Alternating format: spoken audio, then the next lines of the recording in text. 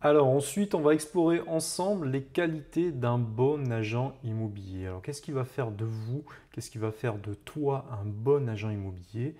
J'ai envie de te dire que, comme je te l'avais expliqué précédemment, il n'y a pas de profil type dans l'immobilier à mon sens. C'est-à-dire qu'il y a autant de personnalités que de manières d'exercer ce métier. Donc il n'y a pas, on ne peut pas vraiment te former de manière vraiment militaire, parce que c'est un métier qui est fait sur l'humain tout simplement. Après, en sortant de ça, c'est vrai qu'il faut un certain degré d'adaptation. C'est-à-dire que tu ne vas pas te comporter de la même manière en fonction de ton interlocuteur. Il faut un côté un petit peu passe-partout, un côté un peu caméléon. Et ça, vraiment, c'est une vraie qualité. Alors, quelle est, si je prenais un petit peu de recul, la qualité numéro une d'un agent immobilier? Je te laisse réfléchir un petit peu. Non, c'est pas le bagou, c'est pas son dynamisme forcément, c'est son écoute. C'est l'écoute, c'est vraiment ce qu'il y a de plus important pour un agent immobilier. C'est-à-dire qu'il ne faut pas chercher à forcément, même si tu es timide, à vouloir occuper le terrain, à vouloir mener la conversation, ça n'a pas vraiment d'intérêt. Ce qu'il faut, c'est que ton interlocuteur, la personne avec qui tu es en train de discuter, sente, qu'il ressente après la discussion qu'elle a été écoutée, tout simplement. Donc ça, vraiment, c'est le plus important parce que, en fait, dans une discussion, si tu passes ton temps à discuter, tu vas passer à côté de toutes les informations. C'est-à-dire que la personne, tu dois au contraire être quelqu'un qui est en capacité de la faire parler. Lorsque tu fais parler quelqu'un, là, tu vas pouvoir saisir, entre guillemets, des cartouches. Les cartouches, c'est des informations. Et tu vas pouvoir te servir de ces informations-là un peu plus tard à ton avantage. Si tu es dissipé pendant cette discussion, tu vas passer à côté de mines d'or qui sont vraiment les informations essentielles. Il faut que tu puisses comprendre ton client et ça c'est vraiment quelque chose d'important. Et si tu as cette faculté d'écoute et d'adaptation, tu vas vraiment pouvoir sortir du lot puisque tu vas pouvoir te servir justement d'arguments ou de petites informations à ton avantage un petit peu plus tard. Il faut que tu comprennes ton interlocuteur, qui elle est, quels sont ses besoins, quel est son projet, qu'est-ce qu'elle souhaite, qu'est-ce qu'elle ne souhaite pas. Ça, c'est très important, hein. Attention, voilà, c'est très important, hein, le verbal, le non-verbal, savoir vraiment ce qu'elle ne souhaite pas, ce qu'elle déteste, quelle est son éthique, quelle est sa culture. C'est-à-dire que lorsque tu es, par exemple, les banquiers, comme les agents immobiliers, tous ces métiers un petit peu de relation, vont pas se comporter de la même manière et quand c'est des grands cabinets sur lesquels elles sont amenées à fréquenter 100, 110, 120 nationalités différentes, tu vas pas négocier de la même manière avec un Américain, avec un côté très friendly, c'est-à-dire si tu es très froid avec un Américain, ça va pas passer, hein, parce que les Américains sont très ouverts, très friendly, très cool, hein, à leur sens. Et de la même manière avec un japonais, où c'est beaucoup plus sur l'éthique, sur le côté culturel, institutionnel, où voilà, faut respecter vraiment des démarches.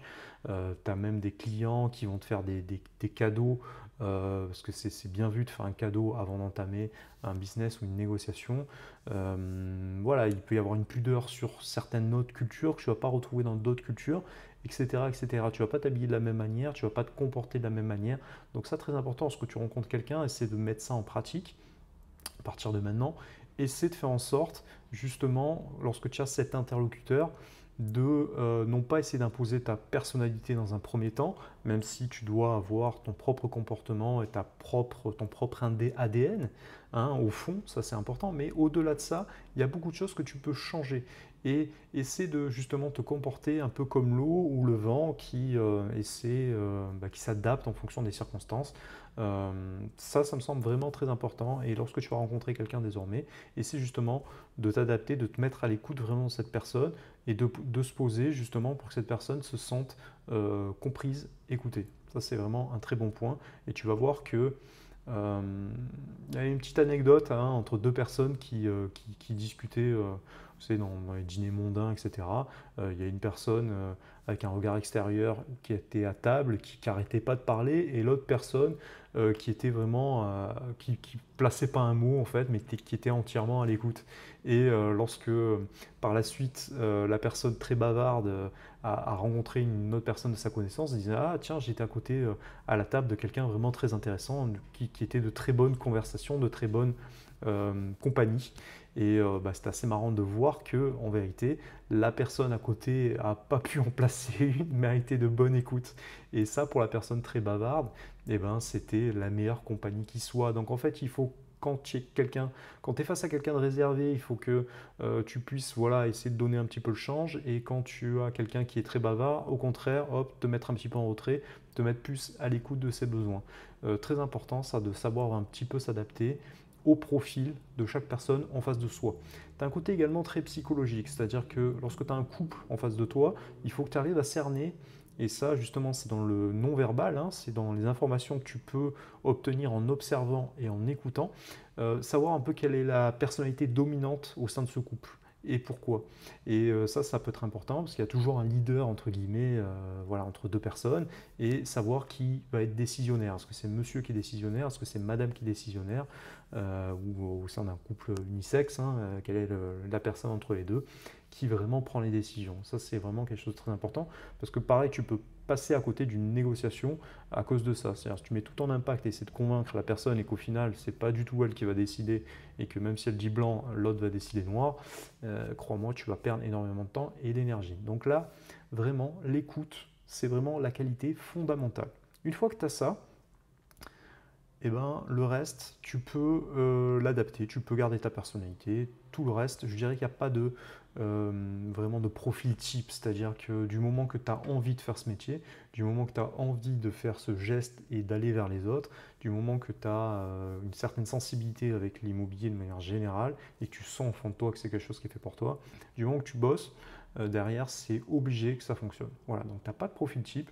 Même si tu connais déjà des agents immobiliers qui ont des personnalités qui n'ont rien à voir avec la tienne, bah, c'est pas grave, tu pourras tirer ton épingle du jeu avec ta personnalité à toi. Parce que toi, tu vas rencontrer également, on attire naturellement des gens qui ont un peu les mêmes fréquences d'énergie, qui sont un peu sur les mêmes ondes que nous, hein, voilà, c'est le côté fréquentiel.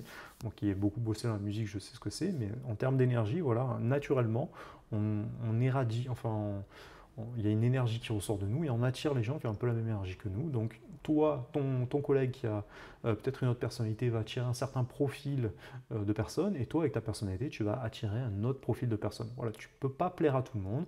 Naturellement, il y a un tri qui va se faire, et voilà, le tout c'est de rester soi-même pour pas essayer de montrer des signaux qui ne te correspondent pas, et tu n'attires pas des gens qui au final ne matchent pas avec ta propre personnalité.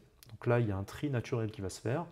Bon, au début, on est obligé d'accepter de travailler un petit peu avec tout le monde, mais au bout d'un moment, une fois qu'on sait pourquoi on est fait, qui on est et avec qui ça matche bien, et on sait ce qu'on ne veut plus, hein, encore une fois, c'est très important, et ben naturellement, on va écarter les clients qui sont entre guillemets un peu casse-bonbon, et on va garder que les clients de bonne qualité pour rester dans un cercle vertueux. Hein, le tout, c'est de prendre du plaisir, quel que soit le travail, quelle que soit l'activité qu'on fait. Du moment qu'on prend du plaisir, même si on travaille très dur, eh ben, voilà, on sera beaucoup plus à même de résister aux difficultés, et de ce fait, plaisir égale plaisir, et donc forcément réussite est égale réussite. Voilà, c'est prospérité est égale à prospérité.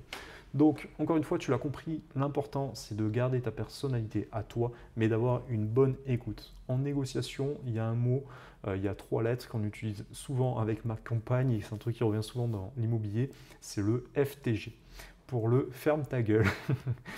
Et pourquoi est-ce qu'on emploie ça? C'est qu'on entame une négociation. Alors, je te donne tous ces exemples pour essayer de t'enrichir vraiment ta culture et ton expérience. Ça te servira plus tard dans les vidéos sur la négociation.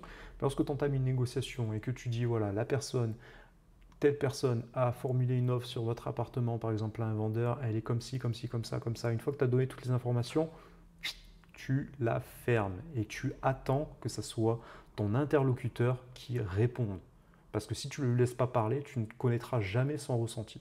Donc il y a un moment où, une fois que tu as parlé, tu as fait ce que tu avais à faire, hop, tu te tais, tu marques un gros silence volontaire pour forcer l'autre personne à se positionner, entre guillemets, à se dévoiler et à te donner toutes les informations. Donc s'il y avait une leçon importante à retenir de cette vidéo, c'est vraiment la qualité, la capacité dès maintenant que tu dois mettre en pratique d'essayer de te taire lorsqu'il faut. Hein, silence est d'or, c'est important. Si tu n'as rien de plus beau à dire que le silence, alors tais-toi. Et voilà, ça c'est vraiment important pour laisser parler l'autre et pour essayer de retenir les informations. Ce sont des cartouches qui te serviront plus tard sur une négociation, sur autre, ou pour comprendre ton interlocuteur. Voilà, retenir les bonnes informations. Les informations, tu peux les balayer, il y en a qui ne sont pas importantes, mais celles qui sont vraiment précieuses, crois-moi, c'est avec ça vraiment que tu vas pouvoir faire toute la différence et impacter vraiment les gens.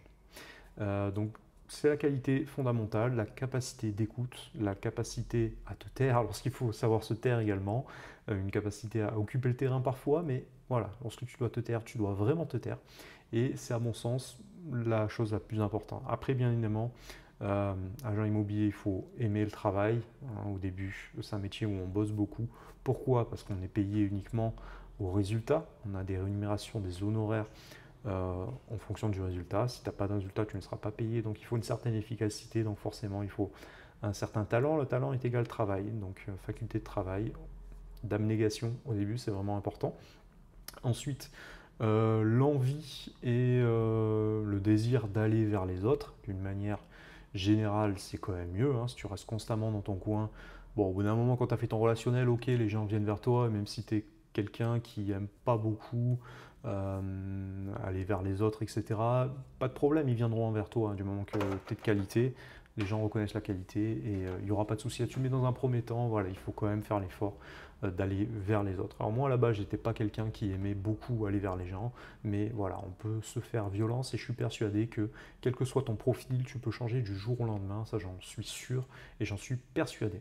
Combien de fois moi j'ai pris sous mon aile des petits nouveaux qui se lançaient lorsque je travaillais dans des grands réseaux, je leur ai montré vraiment de A à Z tout ce que je savais comme je vais le faire avec toi. Combien de fois j'ai entendu des managers les critiquer disant lui tel il est naze, il n'y arrivera jamais, etc., etc.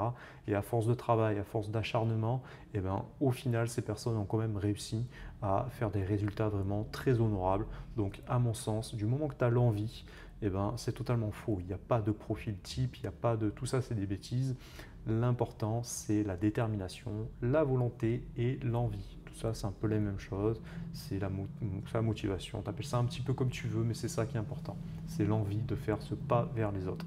Voilà, au bout d'un moment, même si on n'aime pas ça, il faut quand même prendre son téléphone pour essayer de créer un dialogue, de créer une énergie, un pont, ce que tu veux, mais voilà, il faut quand même y aller. Ensuite, il faut aimer être sur le terrain. Bon, ça, je pense que voilà, si tu n'aimes pas le terrain, tu ne peux pas être un bon agent immobilier. Donc, il faut avoir un peu ce goût de l'aventure, mais je pense qu'il n'y a pas de problème. Ça, tu dois l'avoir naturellement. Après, il faut un peu aimer l'argent, quand même, parce que ça reste de la négo. J'en plaisante parce que c'est pas totalement vrai. Hein. Moi, j'ai plein de personnes qui n'aiment pas forcément ça, qui font. On peut faire ça pour le côté vraiment humain. Mais c'est vrai que voilà, c'est un métier de commercial, donc fait sur l'argent. Et voilà, il faut quand même aimer l'argent de manière générale. Voilà, et avoir un petit peu ce goût du risque et ce goût d'essayer d'en vouloir un peu plus. Voilà, tout simplement, c'est ça que tu dois retenir. Quand je parle d'argent, c'est pas forcément négatif. Dans leur bouche, ça sera, dans leur esprit, ça sera négatif, donc ça sera positif. Mais en vérité, voilà, c'est quelque chose qu'il faut regarder avec un regard neutre. Hein. C'est juste, c'est un bout de papier, hein, l'argent. Hein. C'est rien de plus. Hein. Il faut savoir, c'est fait pour circuler d'une main à l'autre, tout simplement. Donc, s'il est dans une autre main, il n'y a pas de problème. Hein. Il n'y a pas de mal à ce que ça passe dans votre main à vous, tout simplement. Après, c'est ce que vous en faites. Voilà, donc les qualités qu'il faut avoir, c'est une capacité d'écoute, ça c'est indéniable, une capacité d'adaptation. Le 3, avoir un petit peu de recul sur les négociations et savoir se taire lorsqu'il faut savoir piocher les informations lorsque vous avez joué votre carte. Lorsque apprenez à marquer des silences, vous verrez dans toutes les discussions que vous parlez avec votre petit ami, avec vos parents, avec je sais pas moi, des gens de pouvoir, et testez ça, vous verrez, ça a un impact fou. Vous voyez, vraiment. Alors toi, qu'est-ce que t'en penses? Hop,